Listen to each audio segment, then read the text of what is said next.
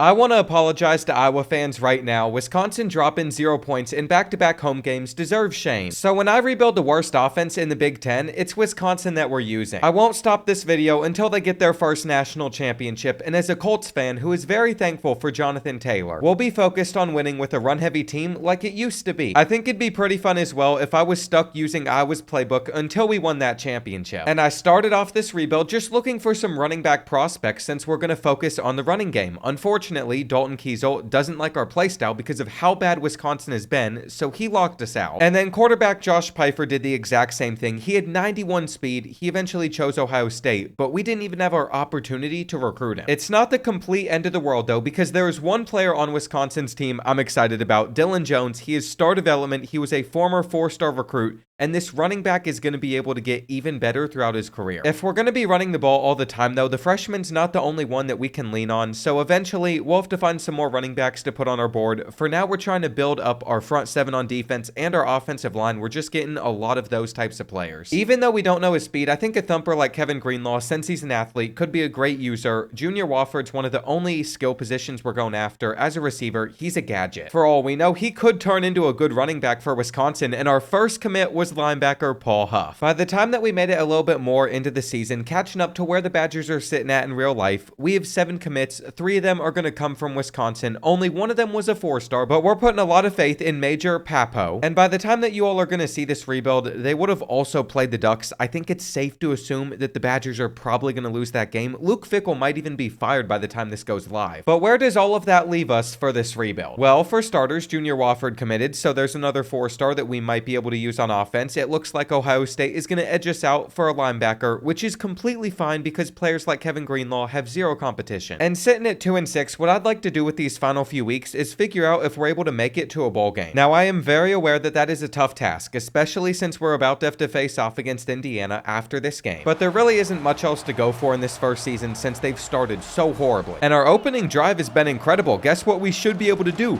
Finish it off with a run. Now, I'm going to take this play call straight out of the Mark Stoops playbook. You don't get in the first time on the 1-yard line. Just keep on running it. And why not just run it up the middle for a 3rd straight time? Maybe this time we'll just try and dive over. It works for the Badgers. We score the first touchdown of this game. And it turns out you get yourself a little bit of an offensive-minded head coach. You end up playing pretty well. We're about to go up 35-14. That means we've been able to snap the losing streak with Wisconsin. Billy Edwards Jr. looked incredible alongside Dylan Jones, the running back. And the best part about winning is we've been able to continue signing some more 4-star prospects. I think by now we are all aware of the incredible turnaround that Kurt Cignetti has had at Indiana, which makes this game super tough. I'm almost positive that we're going to walk into their stadium, get blown out, and have no chance at making it to a bowl game. But what if I told you that wasn't the case? What if I told you that with a few minutes left, we're still in this battle? Now, I'm not going to sit here and pretend that we're in a great spot. They've taken the clock down to 2 minutes left where they hand it off and they get in the end zone. But to be fair, a lot of our struggles in this game all fall back on our offense. Now, Dylan Jones is getting a good bit going on the halfback screen, but we only have 2 timeouts left and we have to come back down by 14 points, which means we need some bigger throws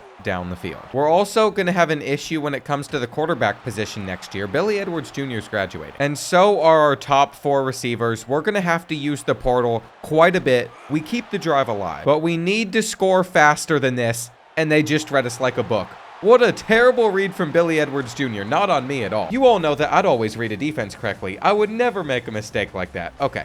Indiana gets the win. And from that moment, our season continued to go downhill as we lose to Illinois and Minnesota. Finishing at 3-9 with a loss to the Gophers, who are one of our rivals. Wisconsin is the worst team in the Big Ten. And the only move I can think to do of in this situation is just fire our coordinators. We're going to clean the staff out, see if we can get some better ones that fit our scheme. Alongside, honestly, just praying, because I have a pretty good feeling that most of our team is going to transfer out. What I'm really hoping for is by the end of this video, we're able to produce a running back that can win the Heisman Trophy. And I think our first step to doing that would be bringing in Tony Elliott as our offensive coordinator. He's Virginia's head coach, but he's a strategist. He'll allow players to stick around more often. And then on the defensive side, it seems like we're going to get someone that makes our defense elite. I'm also pretty interested in early National Signing Day because we brought in 11 4-stars. What we want to see is those high dev traits on some of these players. We got star on Paul Huff. That was our first commit ever with Wisconsin. It looks like Junior Wofford is going to have star as well. And finally, Kevin Greenlaw, the user user I was talking about is going to be a beast. Now, outside of the 13 3-stars that are also on our board, we have left 11 spots open for transfers to come in and hopefully make an immediate impact, which I think with Tony Elliott officially becoming our offensive coordinator, and then Greg Schiano, since no one else was going after him, officially becoming our defensive coordinator. The odds of better players transferring in just increased. Billy Edwards Jr., we're going to be saying goodbye to him. And we're also most likely going to be saying goodbye to our touchdown leader on the ground, Darian Dupree, who is just a sophomore running back, but that's why we have Dylan Jones. On the receiving side, all of these guys are seniors, though I'm surprised that we threw the ball for this much with Iowa's playbook. And this is how you know the EA needs to give us a roster update at some point, because Clemson is still winning the national championship in a lot of these sims. I really hope that they have by the time that this video goes live. Darian Dupree has no chance to come back. He really wanted to just leave Wisconsin. And we only have one other opportunity to convince any of these players that want to transfer to return to our program. I think we got to go with Eugene Hilton Jr. He is an FIU legend in one of our series. He is also going to be gone. So just like I think we all would have predicted for the start of a Wisconsin rebuild, we're losing a lot of players. I mean, I scrolled forever to get to the bottom of this list. We might have just lost 60. And that is all off of a team that just went 3-9. So I can't say that next season is going to look better than this year did. At least we had a few draft picks, which is nice. I'm also going to start becoming a motivator first. I haven't done that in a long time for a rebuild, so we're going to see how it does. We're going to make sure that we get to tier 3 for a lot of these positions early on. This is something that I believe is pretty crucial. If you're unable to go down something like talent developer or strategist, you want to get that off-season training boost that tier 3 offers. As you can see though, we have lowered the bar for certain positions on our offensive line, receivers, tight ends, running backs, which gives them a lower deal breaker threshold. And that's why getting Tony Elliott as our offensive coordinator was such a big deal to me, because we don't need his grade of school grades to retain some of these star players. I will say though, only having 9 transfers originally interested in our program was pretty disappointing to see. We've been able to fill out our board with some other positional needs on our offensive line at quarterback, at cornerback that I'm hoping we can fill. And after a couple weeks, all 4 of these players are locks. Nobody else has offered them a scholarship, which is good. We're going to have options at the quarterback position, but there are all these other guys that we're going to have to hard sell correctly on and get them on a visit. Well, as some of these commits pop up, there's going to be great signings like this 4-star tight end, but I have to admit, I could tell that we were going to lose some battles that I was not looking forward to, so I'm glad that we just got that 4-star running back. Because we lost out on Ricky Hunt Jr., the other 4-star to Oklahoma. Abu Sama III is going to be a big player in this team, I think. Ian Strong, even though we had the early visit and the early hard sell, still committed to Notre Dame. That hurts our offense. We might be a little bit more one-dimensional, especially since we lost so many receivers. We couldn't even get this cornerback from Army. But at the end of the day, I think we made the most important signing for this team in its future, because Alkali Smith Jr. is star development and he is young. Since we didn't sign any 5-stars and only had 13 4-stars, I wasn't sure if we'd be inside the top 25, but that's what we have done with Wisconsin's recruiting class. So I thought we were off to a pretty good start, but then I looked at our wide receiver room. Mind you, it said we had no team needs at wide receiver, and it lied to us. Due to the fact that we only have 4 cornerbacks on this roster as well, I have no choice but to take Kevin Greenlaw, who is supposed to be my user as a great linebacker, and move him over to corner instead. So those are just some of the challenges that we're facing with this roster at the moment. We have a 93 overall guard that's going to raise our pro potential for our offensive line, but at every other position, all of our starters are going to be below an 86, most of them below an 80. And just like expected, even though Danny O'Neal came back to Wisconsin through the transfer portal, Akili Smith Jr., the freshman, is going to be our starting quarterback for what I'd like to think is the next 4 years. His accuracy can get pretty good. It's already up to an 89 for medium throw accuracy, 92 for short. And I'm actually able to spend some of his skill points to make him an 87 overall, an 88, which might have been a mistake. I'm going to have auto player progression on the rest of this video, but he had skill points just sitting around even with it on, and Danny O'Neal does as well. We're going to hold down to auto progress our players again. I'm hoping that fixes it. It doesn't. So I guess we've been able to make Danny O'Neal a pretty good backup for Wisconsin too. To really reach everyone's true overall, what I've had to do is wait, auto progress our roster once we've gotten to the actual season for everyone's skill points to spend without me controlling it. I just believe that it's typically more fun whenever the computer decides what happens instead of me making every player as good as possible. Obviously, the 4-star transfer is going to be our best running back, but I'm going to make sure that Dylan Jones Jones is still getting onto the field because he's up to an 86 as a sophomore. It looks like he cares about conference prestige, so he's not leaving. And what I'd like to set our goal for season 2 to be is just raising our coach stability, our coach prestige, and our championship contender grade, because all the other ones are pretty solid. I always like to start building my recruiting boards, just going after players from Wisconsin as well. It looks like DJ Green is a 5-star that cares about conference prestige, so we're going to have a real chance at signing him. And the fact that DJ Green has turned into a gym makes him even more of an intriguing prospect. Now, I have not forgotten about the fact that we want to have a run-heavy offense. We have a great quarterback to support it, but we need to be able to run the ball efficiently, so we're still looking for a running back to really go all in on. It might be Robert Nagy. Now, sometimes for those guys that you really want, it just doesn't always work out. You have other schools that can send more of an NIL budget towards them, but what I'll tell you about DJ Green is he must have some character flaws, because we are the only team that has offered him a scholarship. If we're gonna have to face teams to open up our season like Notre Dame on the road, I think we're allowed to overlook anything that's a problem off the field with some of these guys. If there is one thing that I've learned about this sport, especially the NFL, winning just solves everything. And are we going to be a winning team this season? Maybe not. We've only been able to score 3 on Notre Dame. But with a field goal here, we should be able to keep it within a possession,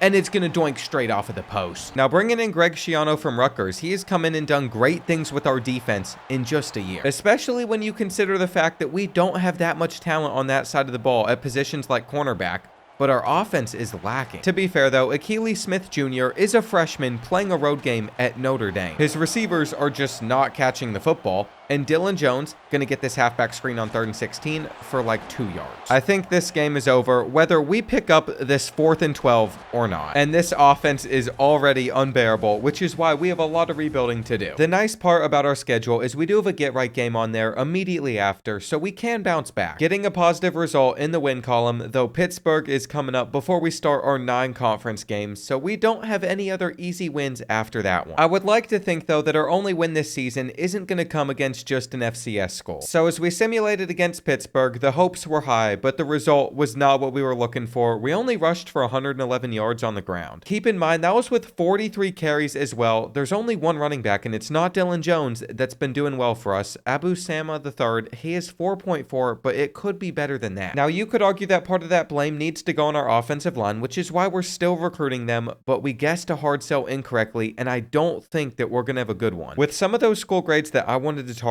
being so low, we're better off just sending the house, but that's not how you win battles, and we want to keep the prospect in Wisconsin. It's never fun when you have to have the hard conversation of what players to take off your board. This Jim Corner, I was stoked for it. 94 speed, but we did not come close to guessing his hard sell with some of these soft sell guesses. And I'm just realizing, with our pipeline not being good enough in the state of Florida, Robert Nagy, the running back that I pointed out, is another guy that we're going to have to remove from our board. The only way that we could potentially turn some of these situations into wins for us is if we schedule visits. Week 6 is going to have to be when they come. And I'm actually going to hop into another game already against the Terrapins, who are sitting at 3-0. They have a quarterback that's been balling out, Malik Washington. He's only an 82 overall, but he is currently sitting in 5th place in the Heisman watch list. But I'm delusional about any team that I take over, and I have confidence in our defense to shut him down. Assuming we can do that in this night game, and Wisconsin's confidence is going to build back up for the season. And I wasn't kidding about what our defense was going to do to him in this game.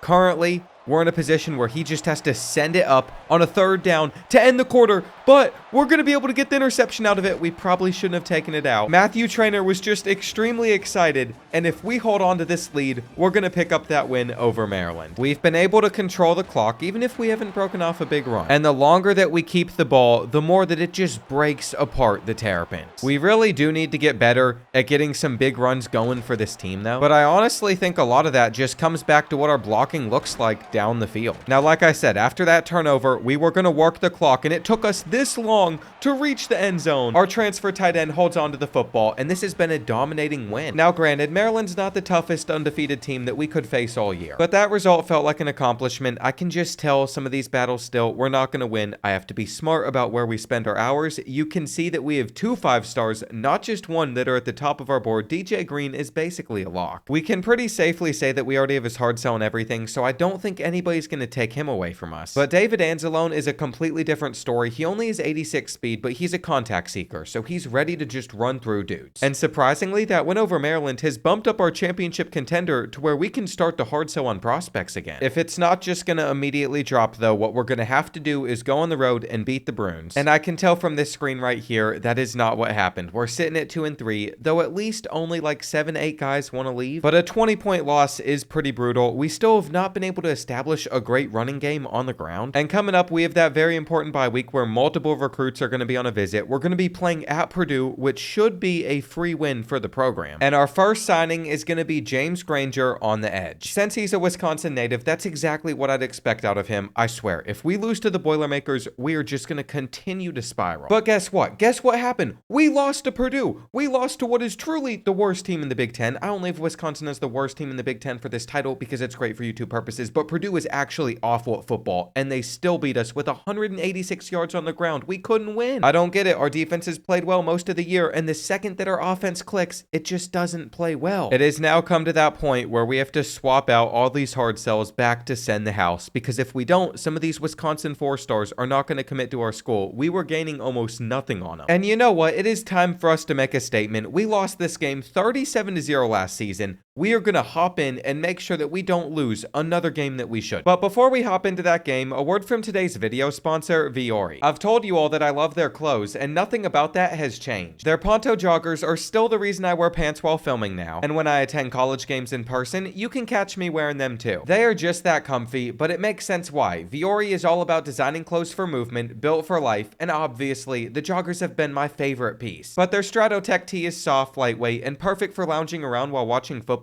or hitting the gym. Now, I'm no genius, so it's hard for me to find words outside of soft and cozy to describe their stuff. You'll also see me in this hoodie, the Seaside pullover one. I just enjoy the heavyweight feel on it, and this is only the beginning of what Vuori has to offer. Like I said, they design clothes for movement that are built for life, and I'd recommend that you use either the QR code on screen or the first link in the description to shop for something that you might like on Vuori's site. They're sure comfy, I can tell you that. And after you've done that, we can get back to the video. All of my shots in the past about bad offense have gone towards Iowa, but it feels like I need to take those, redirect them over to Wisconsin. Unless we are able to pull off this win. That is how you defeat rumors like that. We're going to have to throw it away on 2nd and goal. We could always kick a field goal, send this thing to overtime, as it is 22-25 in the final 30 seconds, but I'd much rather get into the end zone, and it looks like we're going to be short a few yards. Now, due to the home field advantage for Iowa, I'm surprised we even got our play call off correctly, but we're just going to go with the halfback screen, put this in the hands of one of our running backs. And the Hawkeyes were completely prepared for it. I think I'm just ready to go ahead and get on to Season 3. I've already played 3 games this season, and besides recruiting, there doesn't seem like there's much else that can be done, though recruiting is starting to fall apart as well. We have guys that are on a visit this week, but it's against 7-0 number 1 USC, so we're going to lose that battle. We're not going to win them over. And if you thought this was just going to be one of those easy turnarounds for a rebuild like most of them seem to be, that is not going to be the case. By the time that we get past both the Trojans and the Nittany Lions, we are no longer bowl eligible with 3 games left on our schedule. And just checking in on some of these battles, Jordan Woods is going to go to Iowa State most likely. We still can't hard sell on him because that would not be beneficial. We also don't have a great chance at signing David Anzalone, the 5-star running back, because Michigan is gaining a lot on us every week. They have a better pipeline. No one is going after DJ Green, but it's taken a lot to sign him. I'm just glad no one's magically appeared in the picture anytime soon. Looks like Ty Speaks also going to go somewhere else, though we have a few more 4-stars on our board. And we're just going to take things to the end of the season where I'm expecting us to maybe pick up 1 or 2 wins. We were only able to beat Rutgers though, who finished 1-11, 0-9 in conference play, so at least we weren't the worst team in the Big Ten. This is what I was expecting though out of the year, 3-9, just like last season. We lost a lot of players. It was always going to be a challenge for us to do better than we did the year before due to that, but next season, we're not going to have that same excuse. It is really crazy to see us getting out-recruited by schools like Boise State for that center, but we just got to take him off of our board. We did get DJ Green to eventually sign. And let's just run through our season stats pretty quick. Akili Smith Jr. only threw for 14 touchdowns. We weren't scoring that much. Abu rushed for almost 1,000 yards, 10 on the ground. Dylan Jones took a step back from the previous year, which is not great to see. We also had a 1,000-yard receiver again. But it really doesn't matter what Barry Johnson did did with Wisconsin because his playing style grade, despite having a really good year, is a D, so we're going to lose the sophomore receiver. As for the national champion this season, it's going to go to Florida, who just fired Billy Napier. Whoever ended up replacing him, maybe Lane Kiffin, ended up turning things around pretty fast. We have 2 persuasions to convince players to come back. We don't even have a chance with Cayenne, so I'm not sure why we tried there. Matthew Traynor had a couple interceptions in a big game, but that was about all he did. And if there is any good news that I can see from our players that are graduating, it's that we have a projected first-round pick. That kind of dictates what type of coach build we'll go for in this video, because this puts us one step closer to talent developer. And what we can do with talent developer, once we spend a little bit in recruiter as well, is we're able to get our players to progress quicker, gain XP faster, and also get our coach XP to go up a lot faster every time a player is drafted. This might mean though now is the time for us to purchase recruiter and specifically make sure that we get Portal King for running back, so we have better running back transfers that want to come to our school. If we still need to spend another 8 in here, we'll just make it so defensive backs we can scout even faster. Now the only thing left to unlock talent developer is get one more player drafted in the first round. And honestly, Achilles Smith Jr. could be that player for us depending on how much he progresses, especially in IQ over the next couple seasons. Something that's pretty disappointing though once we have loaded up the transfer portal is seeing that there are only 4 players originally interested in coming to our school. That is even less than the season before, but we're just gonna have to work with it. I mean, some of our school grades just continue to decrease. Our brand exposure started at a B+,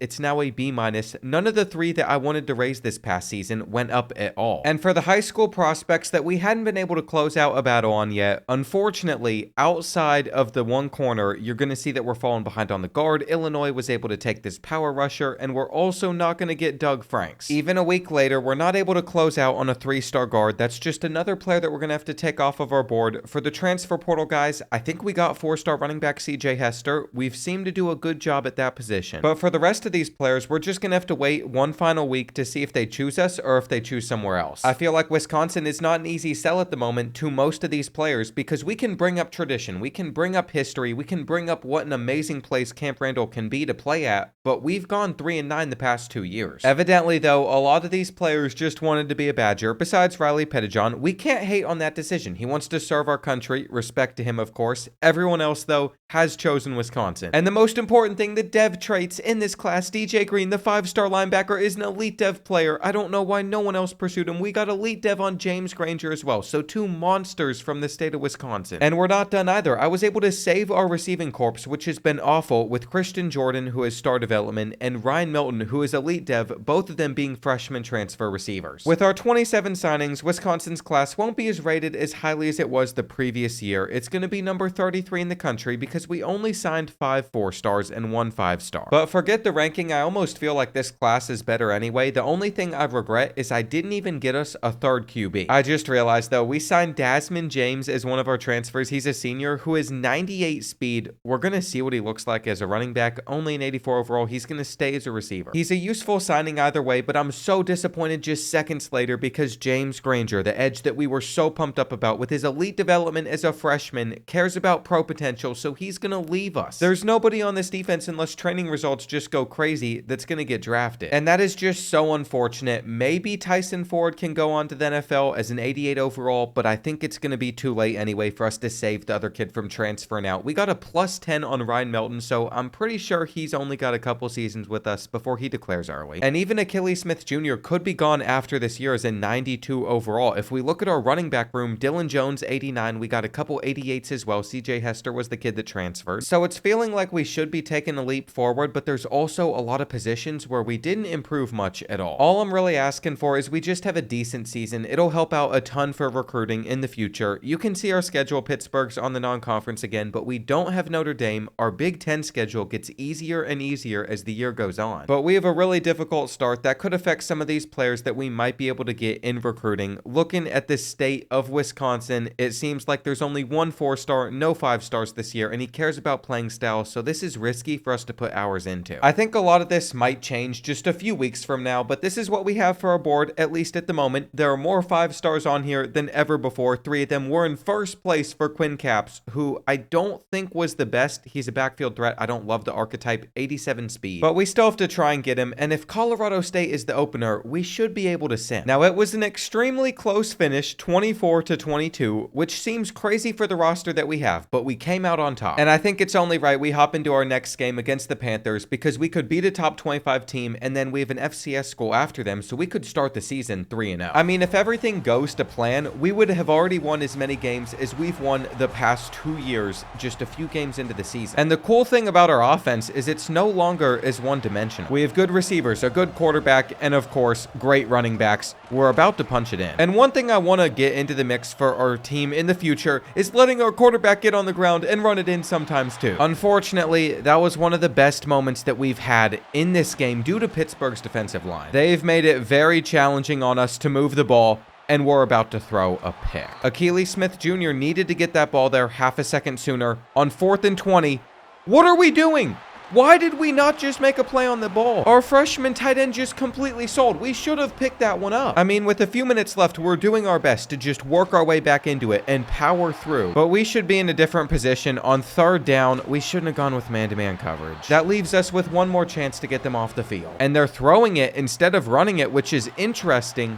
It worked out for him. The only thing that we can do here is just send a blitz, but we left the running back open, and that's going to do it. That's going to do it. I mean, Pittsburgh's just taunting us. They weren't about to snap the ball. We have no timeout. So the Panthers get their win at home, 24-17. Even though it feels like over these years our team has gotten better, we still can't win some of the games that you would expect us to. But like I've already pointed out, if we can just get through these next few weeks of Big Ten Conference play, the rest of our schedule isn't looking that difficult, so we could finish strong. Now, I'd like to play against the Nittany Lions, but I feel like we need to hop into games where we have prospects on a visit, so we're going to have to sim against the 92 overall team. And those stats might not look great, but we have got ourselves our first conference player of the week. That had me really hopeful that we beat Penn State, but instead we lost to them 31-17. And if I want to free up any hours for us to schedule some visits, what we're going to have to do is take one of the 12 players off of our board. I think Paul Pascal is the one that's going because Notre Dame's got the better pipeline. We didn't have a good hard sell, which allows us to start scheduling visits, not in week 5 for Deshaun because that's when he's going to Missouri. Not a good look for us. I guess we could get him in week 6. I want the 4-star gym. But then that means everybody else also needs to come in week 6 because we only have so many hours for visits. That game is going to be against Iowa, and I think by the time that we get to it, we're going to be 2-4. But maybe not. I know it didn't mean much last time, but we have another conference player of the week. It is our freshman tight end, Delonte Hargrove, against Nebraska. And his 2 touchdowns versus them was enough to get us right past the Cornhuskers, 35-29. That is actually a massive result, but now it means our bonus, if we take down Iowa, isn't going to be as good. And at the bottom of our recruiting board, we are really starting to fall behind due to some of these hard sells, which has caused us to lose battles getting in 2nd place against Notre Dame, Penn State, and even Toledo. I feel like our only way back from that is winning this rivalry against the Hawkeyes. If we don't, our recruiting class is going to be atrocious. And one thing I don't really love about Wisconsin is we don't have too many jerseys to choose between, but we did bring out the throwbacks for this game. In this rainy night matchup, we have a tough decision. On 4th and 1, we could punt it back to them or go for it.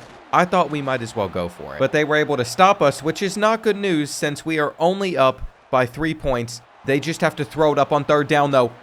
And I thought they caught that ball. Oh my gosh, here we go. It is 4th and 6. You remember, recruiting Greenlaw. He is now playing corner for us still.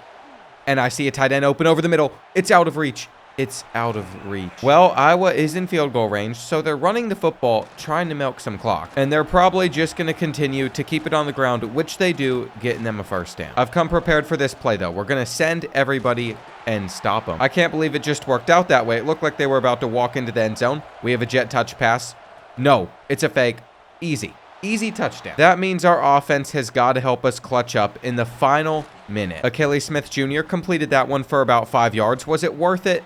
Not really. If we're going to pull this one off, we need some bigger gains out of this team. So we're going to send it deep to Melton. The sophomore receiver drops it. And that was it. That was the play that we needed, that we were going for. I guess we could find James over the top. We were very lucky to pick up that senior in the transfer portal. And now if we go for our tight end, we're at the 5. It does make me happy Delonte Hargrove will be with us for a while. He doesn't have any reason to transfer out. I think he cares about conference prestige. That gets us the tutty. But we might have scored a little bit too quickly. There's still 26 seconds left. Iowa has a chance to get a field goal and send it to OT. But they haven't been going for big passing plays. Instead, they've been going with these underneath throws. By the time that they get up to the line and spike the ball, there's only going to be 9 seconds left. Wait, they have a guy in motion. What are they doing?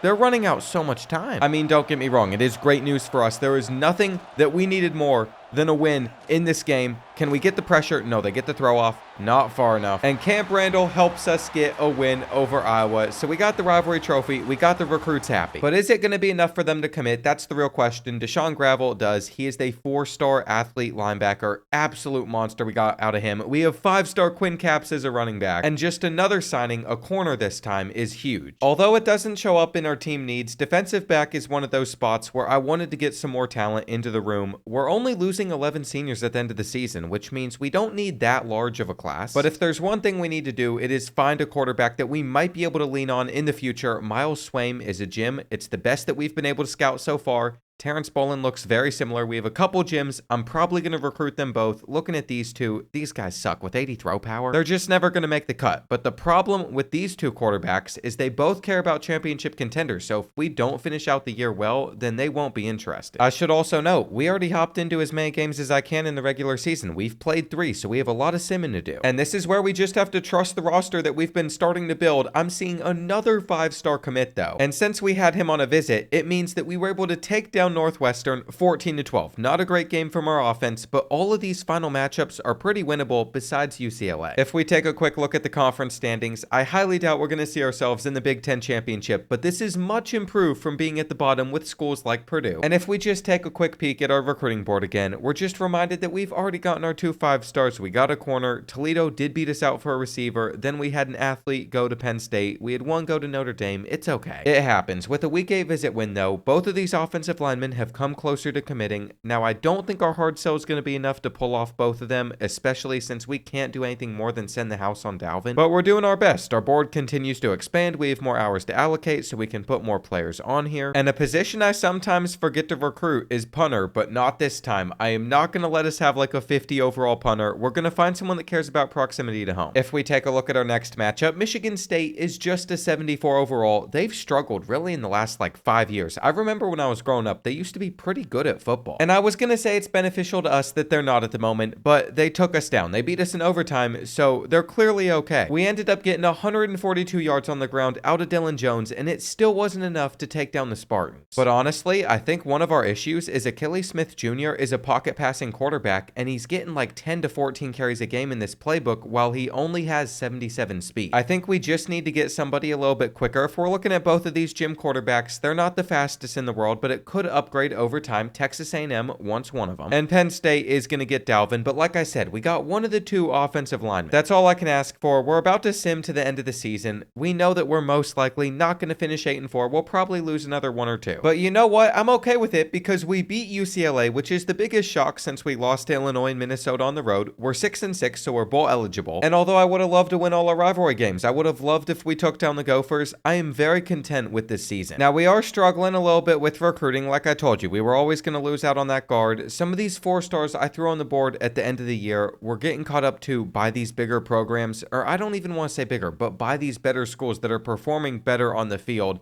Even for a punter, Michigan might beat us. And it's annoying, but it's all our fault because our school grades aren't good enough for the hard sell. As long as we got at least one of those gym quarterbacks to commit though, we can feel a little bit better. As a Big Ten school, maybe we shouldn't be leaning on a 3-star quarterback, but that's what we're stuck doing. And getting the Panthers as our bowl game draw has got to be one of the most unfortunate draws that you can imagine. We already have to deal with a home-and-home series with them. Maybe they won't be on the schedule next year, but we've been playing Pittsburgh, and they took us down already. Which you would always hope sparks a little bit of extra energy out of the guys, but I was much rather hoping to play a team like a Sam Houston. Maybe we get a MAC opponent for the bowl game, so we could just finish above 500. Instead, they give us a game against a top 14 team, and we're not getting the 4th and 21. We had to hold them to a field goal just to get the football back. And by now, we're going to need an onside kick. I also don't know how many players on this offense are going to be returning. We're going for the 2-point conversion just because we can. We all know what's going to matter, whether or not their hands team is any good, and we got to go for the hit stick too. I mean, the Tony the Tiger Sun Bowl isn't the most prestigious bowl game in the world, but it would have been nice to win. And I'm like 99% sure that Achilles Smith Jr. is going to declare early for the NFL draft. His stats haven't been incredible, but people love the idea of his arm talent. They love the idea of his build, developing him, so he's probably going to be a first round draft pick. As I was scrolling through our rushing stats, the one that stuck out to me the most, of course, was Dylan Jones finally having a good year, finally getting good yards per carry. While on the receiving end, we didn't have a dominant receiver, which I actually think is a good thing because we want to be running the football more. I'm starting to wonder though, how long is it going to take for us to even get a sniff at a playoff appearance? That's all that I want. You can build a lot off of one of those, and James Granger is going to be transferring. We just don't have the pro potential grade to keep him happy, which we knew was going to be an issue. The 5-star, or I think former 4-star, is gone. We're also starting to lose players due to brand exposure. We're losing some of our guys due to pro potential at the safety position as well. And we don't have a single player projected to be a first-round pick. It said Achilles Smith Jr. was going to go in the second round, but if he went in the first, it would really help us out, which he didn't. That means at least for the time being, we can continue to save up our coach points because talent developer is still not available. We also just have to go ahead and remove all of these players off of our board that committed to the schools we expected them to. And for the dev traits that we have already been able to see, normal dev on a 5-star edge is a major miss. I would have much rather had our elite dev edge that decided to transfer. And even though we went down the coach tree to where more halfbacks should want to transfer to our team, there's only one player that is interested off rip. We have a couple 4-stars we can target, some 3-star linemen. Nothing too exciting there, but Josh Pfeiffer, the quarterback that I pointed out that I wanted at the beginning of this rebuild, has entered the portal. He is the #1 quarterback, the #1 player available. So we have to go all in on him. And then I found James Granger is open to transferring to our team because we had some players drafted, which means we could get him back. This has the potential to be my favorite portal class ever. It looks like nobody else wants James Granger, so he is never going to leave Wisconsin. The big question though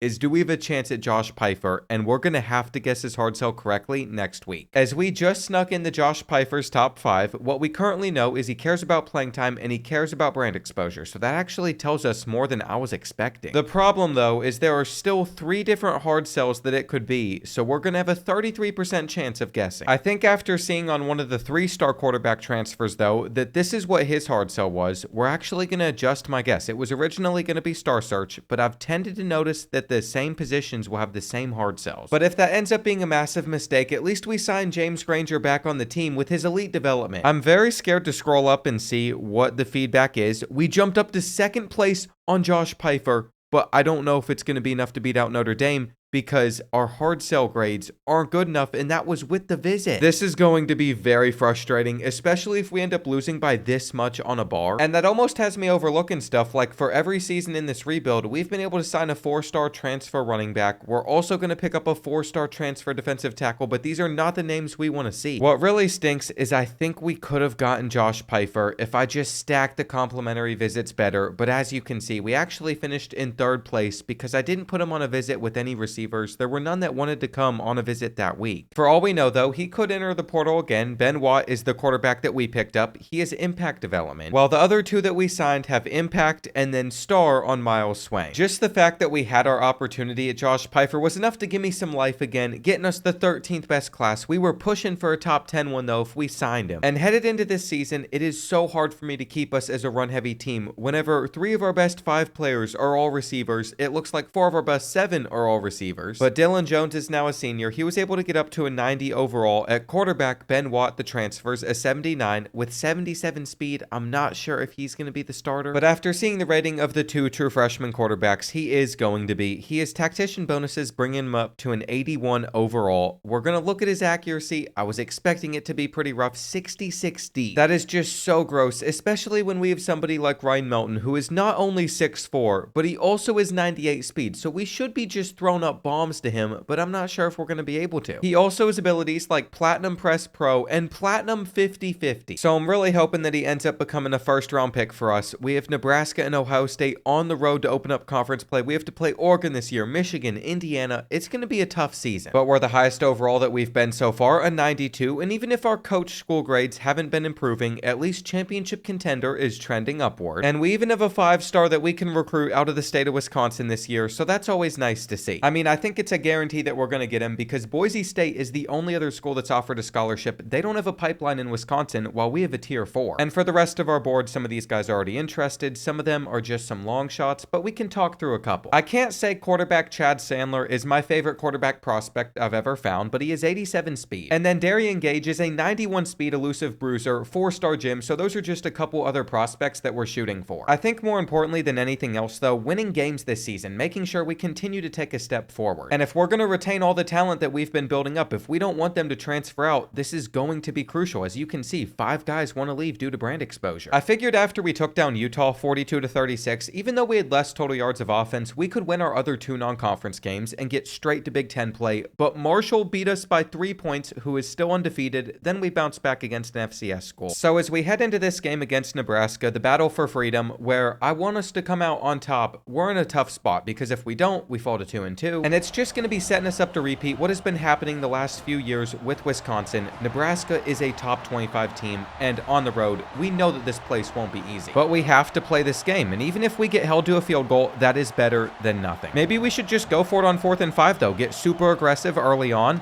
as we complete it to Wofford. Then we're going to quick snap them, roll out, hit our corner route, that is out of bounds. I told you all about Dylan Jones at the beginning of this rebuild. Now that he's a senior, it is his year to start making a difference for this team, to not just be decent for us, but really have a breakout year. That play call just lost us 5 yards though, so we had to settle for 3 anyway. And I'm not sure how you all are going to feel about this decision on a 4th and 2, but we've decided to go for it near the end of the game. I didn't want to attempt a long field goal that we could potentially miss. Instead, I want to make sure that Nebraska doesn't get the ball back again. Dylan Jones, not quite quick enough, but we are going to begin to put Nebraska in a harder spot, and there's just a gaping hole that he can thrash. It's always been about what can our defense do for us. That was out of reach. But that's okay. We know what our keys to success are. And if we keep on giving up yards, they still have to get an onside kick. I mean, by the time that they scored, there's only 5 seconds left on the clock. And what that means is we were able to walk into Nebraska Stadium on the road and pull off a game that we were not favored in. Unfortunately, we have to follow up that matchup with one at Ohio State, so I think we're about to go to 3-2. But here's the thing, even if we just got embarrassed and blown out, a loss like that's not going to hurt our championship contender too much. I think we're going to hop into our games against Oregon and Michigan, seeing if that can turn around this season for a potential playoff spot. And before that can happen, we have to see what happens against the Hawkeyes on the road. On the recruiting side, it's about time that I adjust some of these players that we're going after, depending on whether or not we have a chance. The first 4 or 5 are all looking great, but it seems like Chad Sandler's probably going to choose Oregon. It cost $40 to get him on a visit since he's from Nevada, and our hard sell's not that good, which means we're going to have to find a different QB. I also have some more bad news. We couldn't beat the Hawkeyes. They took us down 37-33, so both offenses are moving the ball efficiently. Theirs was just better than ours, and that's all there really is to it. Currently, Oregon is undefeated. They're sitting at 2-0 in conference play, so we're trying to give them their first loss of the season at Camp Randall. But I am very worried that this is setting up to become another season where we don't know if we'll even be bowl eligible, and that's why being able to pull this off in overtime would be huge. Both teams have already had one drive where we both scored touchdowns. On their first play, their second possession, they just had way too much time. They're breaking a tackle to get in, and I just have to wonder where our pressure could possibly be at. We're trying to run with this guy. We got to pick him up with the spy. He throws it on the run. It's caught. That was pretty heartbreaking to see. Oregon had a lot of success there, but we can just run it and hopefully respond back. I really don't want to have to throw the ball with the game on the line, but we have moved it almost nowhere on the ground, which is why Watt's going to step up on 3rd and 8. He's going to scramble, and there's a flag. We already know exactly what this is going to be. It's going to be holding. It's coming back. It's about to be 3rd and 18 instead. And call me crazy, but throwing this ball up to Melton could be our best move here. Our running back was supposed to break off of a route. He never did. I don't understand what's the point of having a block and release route on this game if it doesn't work half the time. We're not open. We're not open, but we have to take the chance. And Oregon gets the win. You know, that's just extremely frustrating to see because the Ducks stayed in it all the way up to the end, which even got it to overtime in the first place. And at least some of these prospects wanted to commit either way. I mean, we even got the 5-star tackle we really wanted, but Darian Gage has dropped us to 2nd place. He visits Michigan State in a week or 2, so he's probably going to side with the Spartans unless they lose. And then 5-star linebacker Ty Butker is going to go with Notre Dame. They've been gaining on us every single week. We can't hard sell because our grades aren't good enough. While on another linebacker, Illinois is going to take pick this battle, we're losing out on an edge, so it's just like we're losing everything at once. I mean, along the way, we've made some signings, but we have got to take down Michigan, who's a 94 overall. They're 7-1. And if we don't pull this off, I can basically guarantee we're going to be 4 years in with no progress at Wisconsin. It's not like we've put ourselves in a position where we should have success, though. We're currently trailing by 14. Ben Watt has performed exactly how we thought someone of his caliber would inside the Big Ten. He has 3 interceptions. He's only gotten us in the end zone twice. And most of the success to get us down the field has come off of the back of Dylan Jones, who can't make a big play. If you ask me, I would say that this Iowa playbook is just cursed. It's going to be very hard to win with it. But there are definitely things that we could do better with the team that we built. I still have a little bit of hope that we can pull this off as well. The way that we're moving down the field, we're going to throw it to our star receiver. The junior hangs on. He's probably declaring for the NFL draft if we don't finish strong. Just because he has no reason to stick around with the program that's not winning anything. We have a wide open tight end. No, we don't.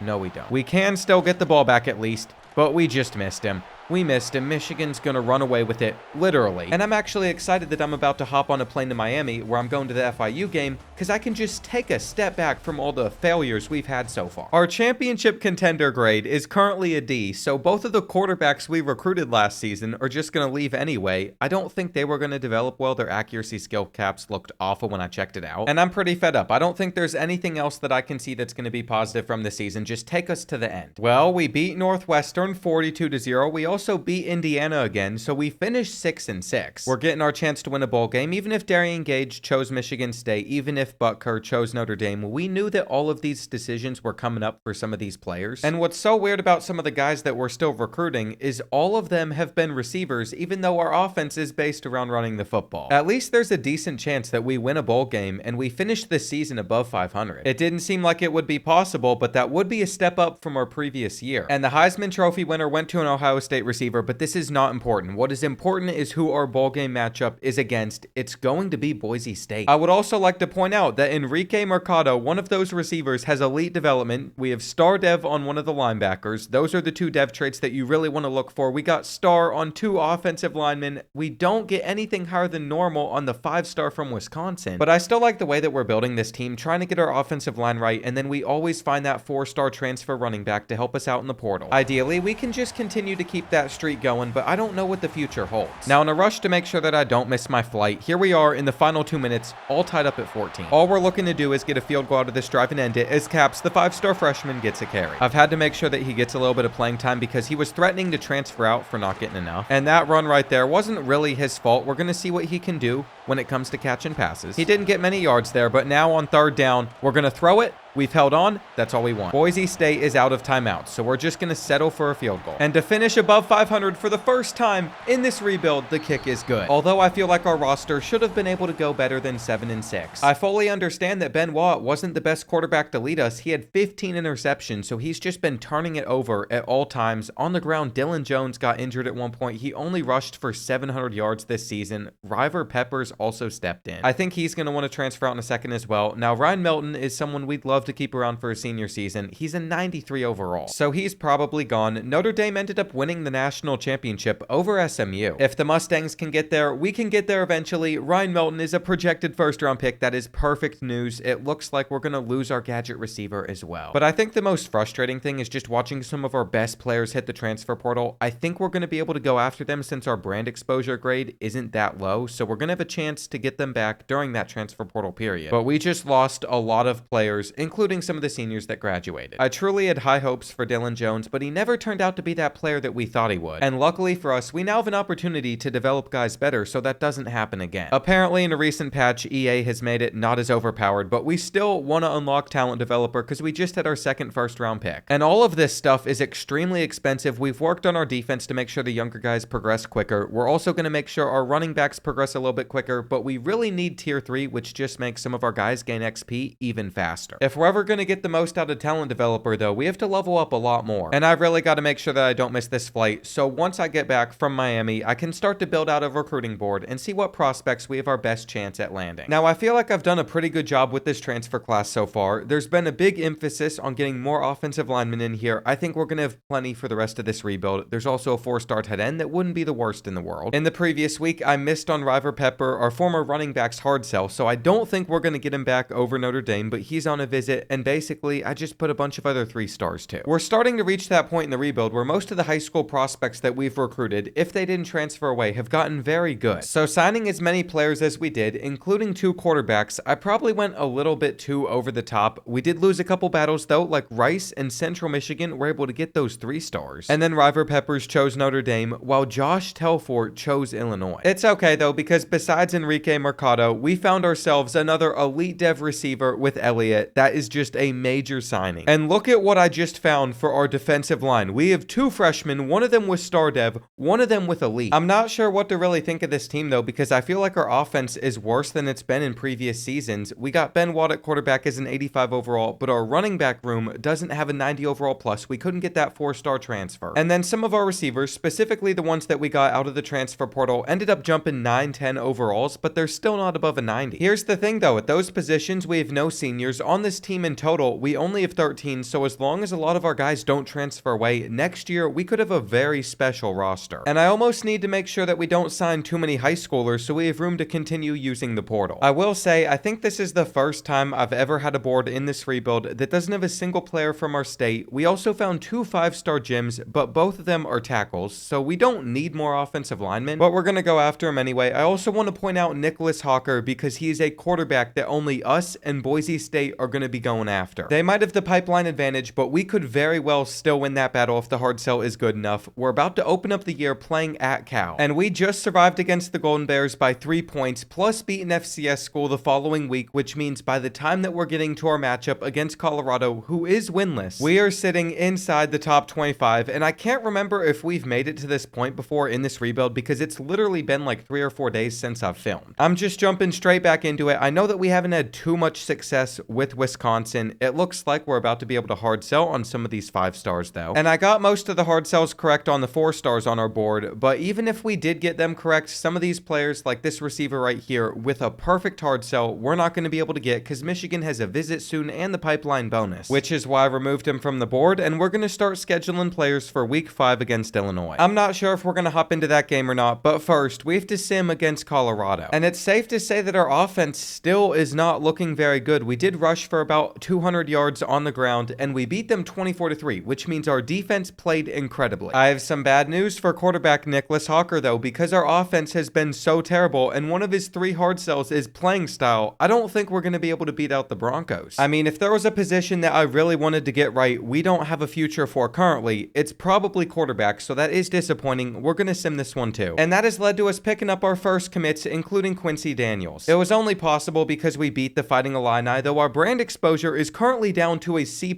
When we started this rebuild, it was either a B or a B+. But I know exactly how we can turn that around, and that would be going into the big house at number 6 Michigan and beating them this week. Before we play that, I did notice that we gained more on Boise State with Nicholas Hawker. I just don't think they're sending the house at the moment, but let's say we don't get the 5-star quarterback. We found Damon Tam, who is 81 throw power, but he's a 3-star gem. I can sit here and try and act excited for him, but I'm really hoping that that is not who we're leaning on. Let's go ahead and play Michigan. We currently have a ton of momentum as a team, but this one's going to be very tough. Now, either our offense just isn't that good, or I've discovered that I'm a little bit rusty after traveling all weekend to watch some football games. We have not been able to score on the Wolverines yet. We're trying to get some points before the end of the half, and I remember the name Hargrove. We're going to look for him in the end zone, but it's out of reach. Ben Watt is just not the solution that we want to have at QB right now, but the delay route works wonders. And ever since that moment, we've had full control of this football game. We're about to punch it in if we just get a couple good blocks. Running back Quinn Capps was a former 5-star recruit. Now he's getting it done on the ground. And that is 21 straight points for your Wisconsin Badgers. A lot of the credit in this game can end up going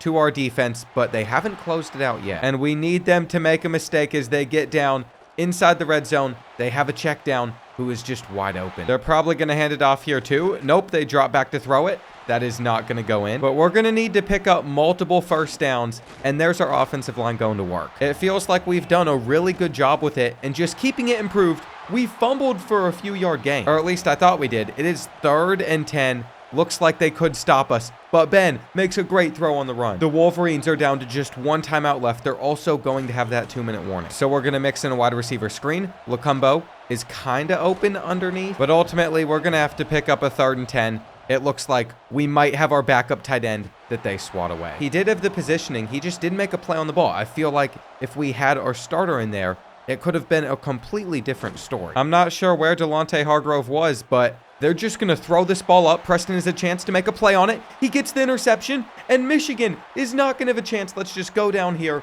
We'll take our knee. This might be the biggest win that we've been able to get so far. And with Ben Watt as our quarterback, I didn't think we were about to start this season 5-0. You know what? Maybe we need to give him a little bit more credit. We're about to take on another undefeated team, Indiana. And on the preview, it says the Badgers will have to be perfect if they want to defeat ranked opponent Indiana. I don't think we have to be perfect. There are 76 overall. But I could be saying all that, and then we go out and lay an egg on offense. Well, with a little less than 3 minutes left, we're going for a 57-yard field goal because they held us on a 4th and 10. But Sean France just drilled it, and we're going to hopefully force a mistake. If Indiana doesn't get this, they're going to have an extremely hard time coming back in this game. They just go underneath. 2 guys there to make the tackle on that kid. And I'm aware the Hoosiers still have a couple of timeouts left. They could technically get this football back, but Quinn Caps is busting off a big one. He's busting on him, and I'm gonna need him to finish the job with another good run. Either way, it's over, but just for his sake, he deserves a touchdown. And I feel like no matter how much we improve our offensive line, it's just never good enough. The good thing, though, is we hit this short field goal. They can't come back. And I just can't believe how quickly we've become bowl eligible with this team. We did it in 6 games.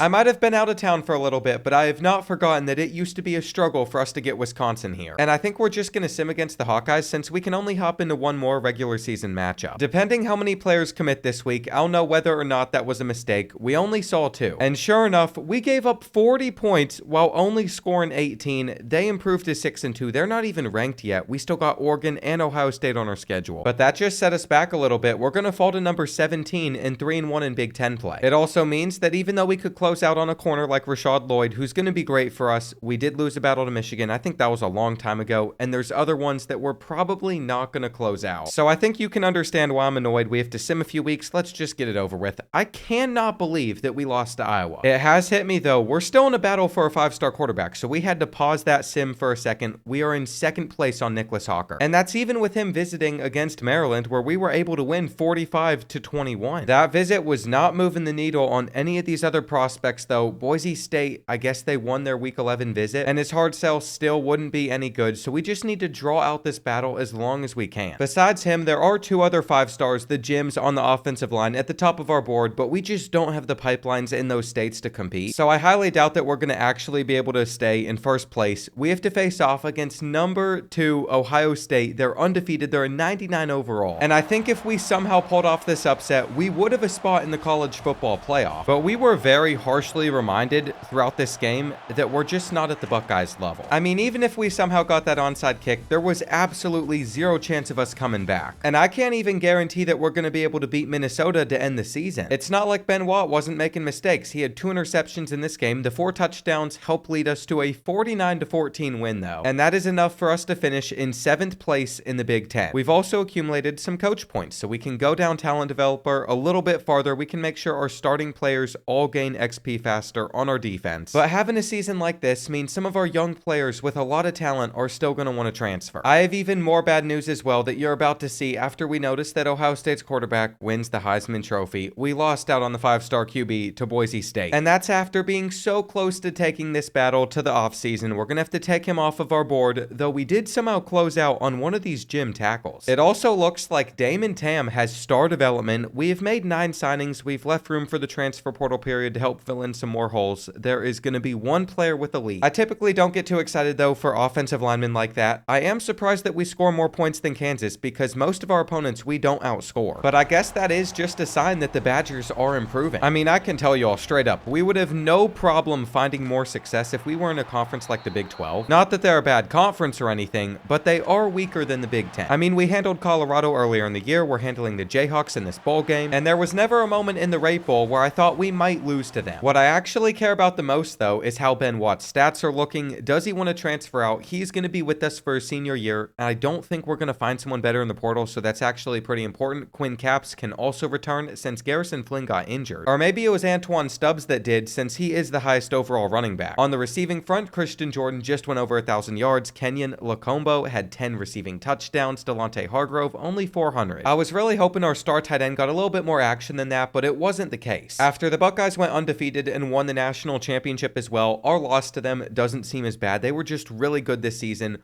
Our center is guaranteed to return. We don't want him going on to the NFL draft. I don't really care if either of these quarterbacks stick around either. I mean, obviously, Miles Swaim had potential with his star development, but we knew his accuracy could never get that good. Same with his quickness, stuck at 82. And there's not too many big names that are going to be either graduating or going on to the NFL draft. I told you all that we were going to retain most of this roster, and that's exactly what we've done. While also getting a little extra XP because we're a talent developer, and every time a player gets drafted, we get 3,000 XP. We're going to get tier 2 for our tight ends and receivers, so they progress a little bit quicker. We'll eventually get to tier 3 on them and our running backs. And when it comes to the transfer portal, I'm seeing a couple 4 stars that you know we're going to target. Greg Boss looks like he could be really good. We have him first on our board. That's exciting. And on the quarterback side of things, I'm trying to scout and find the best one that I can in the transfer portal, but I'm not sure there's any great options. Before we hit the final week of the transfer portal period, we've already picked up a couple of signings just based off of the visits that I scheduled. And I was thinking very strategic whenever I put Greg Boss on a visit with 3 other offensive linemen, because those complimentary bonuses were extremely helpful, as you can see right there. I'm actually really annoyed though. It won't matter all the other players that we sign. I saw something I didn't like in that last period, and that was the fact that FIU went after the quarterback that I really wanted. They scheduled a week 4 visit, so we couldn't pull off the comeback. But joke's on them. He is normal development, while the guy that we signed has normal development. The only other battles that we lost on this board were for the strong safeties. That included the number 2 transfer in the country. Notre Dame jumped up on the final week, though we did sign 2 4-star transfer running backs. And our running back room is going to be completely loaded because of it. I think we're going to have like 4 guys above an 85 overall. I figured this would most likely be the best training results that we ever got to see in this rebuild, and it definitely is. James Granger up to a 95 overall. There are so many guys in this class that are going to end up getting drafted. We got a plus 16 on one of our receivers. And that is why having something like elite development is so huge, because the computer, even though they're not the smartest, was able to give this guy plus 16 to his overall. Now let's see how they did with Ben Watt. I have a feeling that they left some accuracy skill caps untouched. That's what they typically do. They could have gotten his deep accuracy up a lot more than they did. They maxed out his quickness. Not the fastest in the world, neither are any of our running backs, but I think they'll get the job done. I would also like to just point out that our receiving core has bounced back so fast. I mean, it's insane. We got 2 good tight end options. We got so many great receivers. And our offensive line is the part that I'm most excited about, because we want to run the football effectively, and they're going to allow us to do it. As we take a look at our schedule, our true team overall is going to be a 99. I don't think our conference draw is honestly that bad, though I don't love seeing number 16 Arizona State on the non-conference. And there's always a point in the rebuild where I feel like it's more effective for us to only recruit out of the portal or sign 5-star prospects if they're available. I feel like we're starting to reach that time, because we should make the playoff this season. I don't want to act like it's a guarantee, because the second that we do that, we're going to stumble into like a 6-6 year. But I will say, we started this season hot with a 56-point offensive performance. Ben Watt became the leading passer in Wisconsin school history with his 2 interceptions. But on the ground, between our 2 transfer running backs, they combined for 250 yards. When I started this rebuild, that's all that I wanted out of Wisconsin, to be successful as a run-heavy team again. We're going to play against number 12 Arizona State. Not because I think we'd lose this game or anything. I just want to make sure that we don't. Well, what did I tell you all? I was pretty confident that we'd play well. And that's exactly what Ben Watt has done. He just set us up with a great throw for us to get our 7th touchdown. And Arizona State didn't just lose, they got obliterated by the Badgers, so I hope that moves us up to something like the top 5. That is not what happened though. We only moved up 2 spots. It's going to take a lot more if we want to get ranked where teams like SMU, Ole Miss, Ohio State are. After dismantling an FCS school 41-7, we're about to play another one after our bye week. Then we have to head on the road to number 8 USC. And I actually scheduled some of the recruits that we have on our board for a visit this week, so I'm hoping that we're able to get them. I mean, I'm seeing stuff like James Granger was able to get 4 sacks against the Boilermakers. But we didn't land a single commit, so I was worried until I saw that we won 41-10. As you can see, our playing style is not good enough for this 5-star corner, but he was a bust, so we can take him off of our board. For some of the guys that were on a visit, Mike Alexis, the quarterback, is up to 1st place. And he was just a 4-star prospect with 84 throw power. He wasn't my main quarterback target. Instead, I really want Larry. He isn't as quick, but he has 93 throw power, and no one else wants him. When it comes to the rest of our board, though, that is all 5 stars. You're going to see that I have found 2 2 gyms as 5-star receivers, and I even found a gym at tight end with 84 speed. And as the number 8 team in this game headed into the Coliseum, I feel very comfortable with where we are. It has been chosen as college game day, so the stakes could not be any higher for Wisconsin. And I gotta say, I don't love the position that we're in as we approach the final minute and a half, down by 6 with no timeouts. We're not really in a spot where we can just run the ball down their throats. We're gonna have to throw it. The halfback screen, though, is going to get us a lot, and look at that excel. Not quite enough to go all the way. We don't have any guys that have like a 95, 96 speed, but it was enough to put us in a great position. And I think we have time to get some carries on the ground now, but they're blowing it up. The Trojans have done a very good job at shutting down our run game. In this game, we're about to take a sack. And that was the best thing we could have done there. If we tried anything else, we probably would have just lost a lot of yards. An injury timeout is going to allow us to select a play for 4th and 2, which is very big.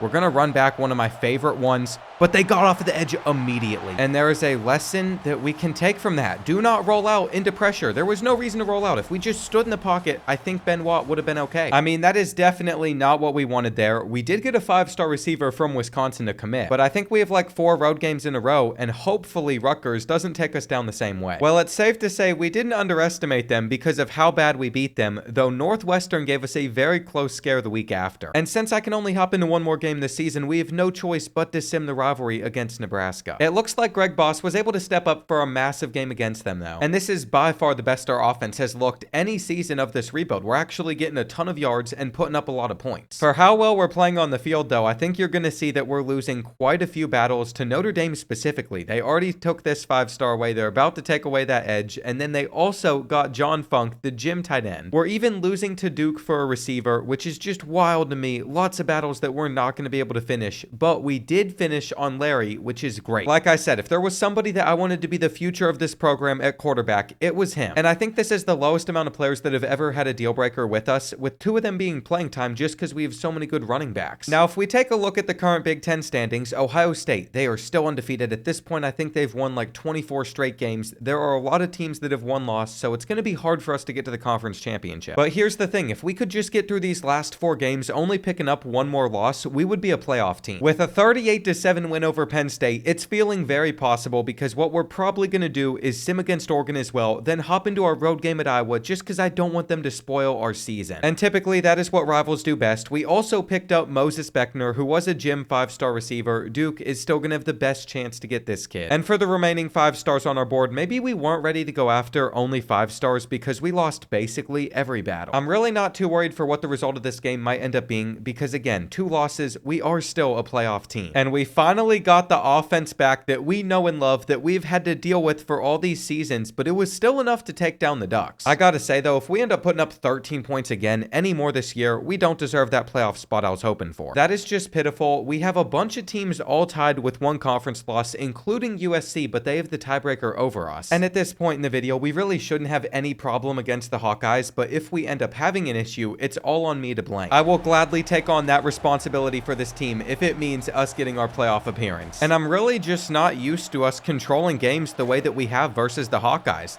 They're just gonna have to send it up. They've been trying to pull off a 4th quarter comeback, but there's basically no hope for them. Here we go, final play potentially for the Hawkeyes. And it's not caught. All we really had to do was score a bunch of points early, then hang on to that lead with our defense. And all that stands between us and an 11-1 regular season is the Golden Gophers, who are currently 2-9. Now, we got just the performance that we needed out of Greg Boss, averaging 9 yards per carry. But I've noticed that we have continued to lose more and more recruiting battles as Colorado gets that right tackle. Duke finally got that receiver, so we signed 4 5-stars and then a quarterback. I don't think that's anything to complain about, though, especially since until this year, we really hadn't been finding that much success.